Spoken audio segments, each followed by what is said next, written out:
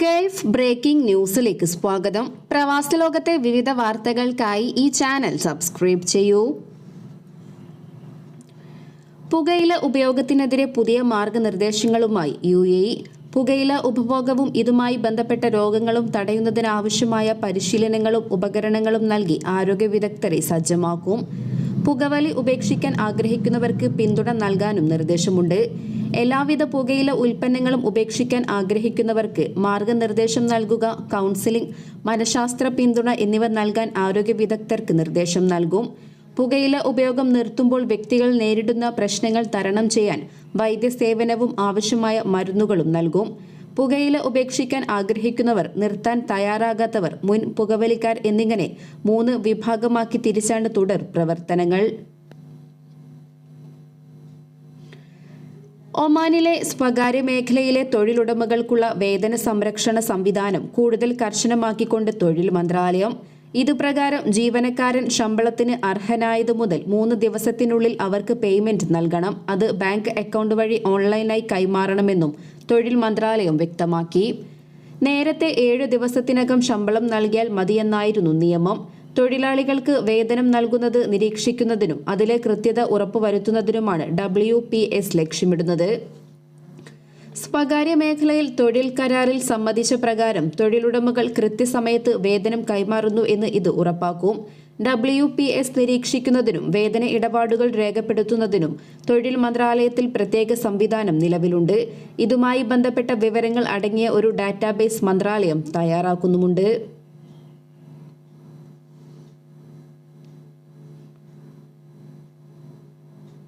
സുരക്ഷാ പരിശോധനയ്ക്ക് ഉദ്യോഗസ്ഥനോട് സഹകരിക്കാതെ കൃത്യനിർവഹണം തടസ്സപ്പെടുത്തിയതിന് പ്രവാസി മലയാളി യുവാവിനെ സൗദിയിൽ നിന്നും നാടുകടത്തി. 2 മാസങ്ങൾക്ക് മുമ്പുണ്ടായ സംഭവത്തെ തുടർന്ന് പോലീസ് പിടിയിലായിരുന്ന കോഴിക്കോട് സ്വദേശിയെയാണ് നാടുകടത്തിയത്. സംശയകരമായ സാഹചര്യത്തിൽ യുവതിക്കൊപ്പം കണ്ടെത്തിയ യുവാവിനെ സുരക്ഷാ ഉദ്യോഗസ്ഥൻ ചോദ്യം ചെയ്തപ്പോൾ ഉദ്യോഗസ്ഥനോട് മോശമായി പെരുമാറുകയും കൃത്യമായി മറുപടി നൽകാൻ യുവാവ് തയ്യാറായില്ലെന്നുമാണ് സംഭവത്തെപ്പറ്റി മലയാളി സാമൂഹിക പ്രവർത്തകർ പറയുന്നത്. ഔദ്യോഗിക കൃത്യനിർവഹണത്തിന്റെ ഭാഗമായി ഇഖാമ, തൊഴിൽ രേഖകൾ പരിശോധനയ്ക്കെത്തുന്ന പോലീസ് സുരക്ഷാ ഉദ്യോഗസ്ഥരോട് സഹകരിക്കണമെന്നാണ് ബോധവൽക്കരണ സന്ദേശമെന്ന നിലയിൽ സാമൂഹിക പ്രവർത്തകർ സംഭവത്തിന്റെ പശ്ചാത്തലത്തിൽ അറിയിക്കുന്നത്. പരിശോധനയുടെ ഭാഗമായി എത്തുന്ന സുരക്ഷാ ഉദ്യോഗസ്ഥന്മാരുടെ ചോദ്യങ്ങൾക്ക് കൃത്യമായും വ്യക്തതയോടെ ഉത്തരങ്ങൾ നൽകാനും ബാധ്യസ്ഥരാണ്. പരിശോധനയ്ക്കും ഉത്തരങ്ങൾ നൽകുന്നതിനും സ്വദേശിയെന്നോ വിദേശിയെന്നോ എന്നുള്ള വ്യത്യാസവുമില്ല എന്ന് മാത്രമല്ല, മറുപടി നൽകുന്നതിനു പകരം മോശമായി പെരുമാറുന്നത് കുറ്റകരവുമാണ്. ഖത്തർ ദേശീയ ദിനാഘോഷങ്ങളുടെ ഭാഗമായി ദുബായ് രാജ്യാന്തര വിമാനത്താവളത്തിൽ ഖത്തറിലുള്ള യാത്രക്കാർക്ക് പ്രത്യേക സ്വീകരണം നൽകി. General directorate of residency and foreigners അഫയേഴ്സാണ് എയർപോർട്ടിൽ യാത്രക്കാർക്ക് സ്വീകരണം ഒരുക്കിയത്. ഇതിന്റെ ഭാഗമായി ഇവിടെ നിന്നുള്ള ആളുകളുടെ പാസ്പോർട്ടിൽ UAE ഖത്തർ എല്ലാ വർഷവും നിങ്ങൾക്ക് നന്മകൾ നേരുന്നു എന്ന പ്രമേയത്തിലുള്ള സ്റ്റാമ്പ് പതിപ്പിച്ചു.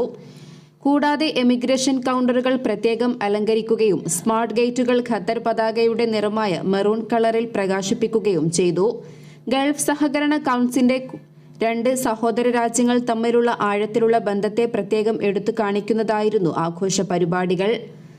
സന്ദർശകർക്ക് മികച്ച അനുഭവം നൽകുന്നതിനുള്ള GDRFയുടെ പ്രതിബദ്ധതയുടെ ഭാഗമായാണ് പരിപാടികൾ. ഹാപ്പിനെസ് കണക്ട് എന്ന പദ്ധതിയുടെ ഭാഗമായി ഖത്തറിനുള്ള യാത്രക്കാർക്ക് പ്രത്യേക ആനുകൂല്യങ്ങൾ അടങ്ങിയ സൗജന്യ SIM കാർഡുകളും വിതരണം ചെയ്യുകയും യാത്രക്കാരെ ഊഷ്മളമായി സ്വീകരിച്ചുകൊണ്ട് മധുരവും സമ്മാനങ്ങളും നൽകുകയും ചെയ്തു. കുവൈറ്റിൽ പൊണ്ണത്തടി ഉൾപ്പെടെയുള്ള ആരോഗ്യ പ്രശ്നങ്ങൾ രൂക്ഷമായി തുടരവെ ജനങ്ങളിൽ പുതിയ ആരോഗ്യശീലങ്ങൾ വളർത്താൻ പദ്ധതിയുമായി അധികൃതർ. ഇതുമായി ബന്ധപ്പെട്ട് കുവൈറ്റ് ആരോഗ്യ മന്ത്രാലയവും കായിക ജനറൽ അതോറിറ്റിയും ധാരണാപത്രത്തിൽ ഒപ്പുവെച്ചു. ആരോഗ്യ മന്ത്രാലയം under secretary doctor Abdulrahman Al Busairi, general authority for sports director general Bashar Abdullah എന്നിവരാണ് ധാരണാപത്രത്തിൽ ഒപ്പുവെച്ചത്. ധാരണാപത്രത്തിന്റെ പ്രധാന ലക്ഷ്യം ആരോഗ്യകരമായ നഗരങ്ങൾക്കായുള്ള ദേശീയ തന്ത്രം നടപ്പിലാക്കുകയും സമൂഹത്തിലുടനീളം ശാരീരിക പ്രവർത്തനങ്ങൾ പ്രോത്സാഹിപ്പിക്കുകയും ചെയ്യുക എന്നതാണെന്ന് അധികൃതർ അറിയിച്ചു. ആരോഗ്യകരമായ ജീവിതശൈലി, കായിക പങ്കാളിത്തം, ശാരീരിക പ്രവർത്തനങ്ങൾ എന്നിവയുടെ പ്രാധാന്യം ഊന്നിപ്പറയുന്ന സംയുക്ത പരിപാടികൾ പ്രോത്സാഹിപ്പിക്കാനാണ് ഇതിലൂടെ ലക്ഷ്യമിടുന്നത്. സൗദിയിലെ മിക്ക പ്രദേശങ്ങളിലും ശനിയാഴ്ച വരെ ഇടിമിന്നലോട് കൂടിയ മഴ പ്രവചനമുള്ളതിനാൽ അതീവ ജാഗ്രത പുലർത്തണമെന്ന് general directorate of civil defence പൊതുജനങ്ങളോട് അഭ്യർത്ഥിച്ചു. വെള്ളപ്പൊക്ക സാധ്യതയുള്ള താഴ്വരകൾ ഒഴിവാക്കണമെന്നും നീന്തൽ ഉൾപ്പെടെയുള്ളവ ഒഴിവാക്കാനും വിവിധ മാധ്യമങ്ങളിലൂടെയും സോഷ്യൽ നെറ്റ്വർക്കിംഗ് സൈറ്റുകളിലൂടെയും നൽകുന്ന നിർദ്ദേശങ്ങൾ പാലിക്കാനും ആളുകളോട് അധികൃതർ നിർദ്ദേശിച്ചു. മക്ക മേഖലയിൽ നേരിയതോ മിതമായതോ ആയ മഴയ്ക്ക് സാധ്യതയുണ്ടെന്നും സിവിൽ ഡയറക്ടറേറ്റ് വ്യക്തമാക്കി. വെള്ളപ്പൊക്കം, ആലിപ്പഴവർഷം, പൊടിപടലങ്ങളോടെയുള്ള കാറ്റ് എന്നിവയ്ക്കും സാധ്യതയുണ്ട്. ജിദ്ദ, മക്ക നഗരം, ബഹ്റ, അൽജമും, ഖുലൈസ്, അൽ ഖാമിൽ, റാബിക്, കുൻഫുദ, തായിഫ്, മെയ്സാൻ ആദം, അൽ അർദിയാത്ത്, അൽ മുവൈ, അൽ ഖോർമ, റാനിയ, തുർബ എന്നിവിടങ്ങളിലാണ് മുന്നറിയിപ്പുള്ളത്. റിയാദ് മേഖലയിലെ റിയാദ് നഗരം, അഫീഫ്, അൽ ദവാദ്മി, അൽ ഖുവയ്യ, ഷക്ര, അൽ ഖൻഗാത്ത്, അൽ സുൽഫി, അൽ മജ്മ, റുമ, അൽ റയാൻ, താദിഖ്, ദിറിയ, ധർമ്മ, അൽ മുസാഫ്മിയ, അൽ ദലം എന്നിവിടങ്ങളിലും നേരിയ മഴയും പൊടിക്കാറ്റും അനുഭവപ്പെടുമെന്നും ഡയറക്ടറേറ്റ് വ്യക്തമാക്കി. മദീനയെ നേരിയതോ മിതമായതോ ആയ മഴ ബാധിച്ചേക്കും.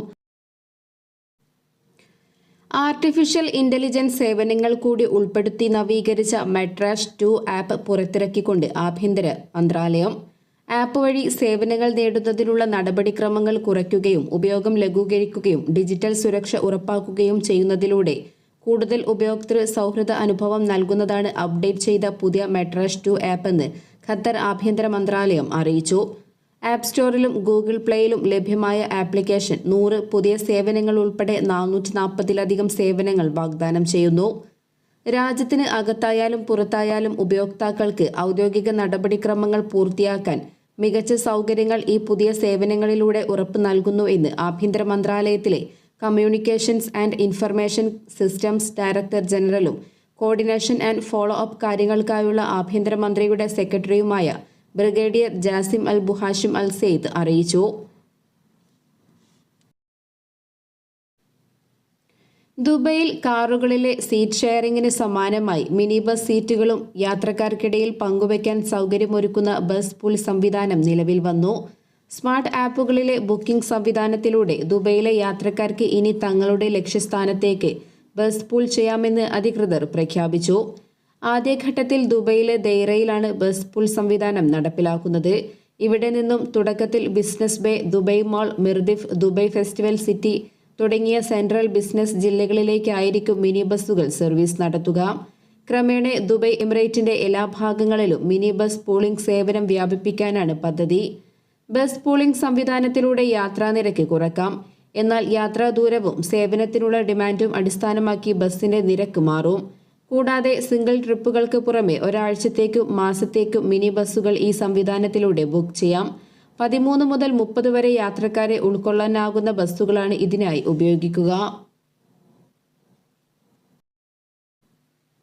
GCC നിവാസികൾക്ക് വർഷത്തിൽ ഏത് സമയത്തും ഉംറ തീർത്ഥാടനം നിർവഹിക്കാൻ അവസരം നൽകുമെന്ന പ്രഖ്യാപനവുമായി സൗദി അറേബ്യയിലെ ഹജ്ജ് ഉംറ മന്ത്രാലയം.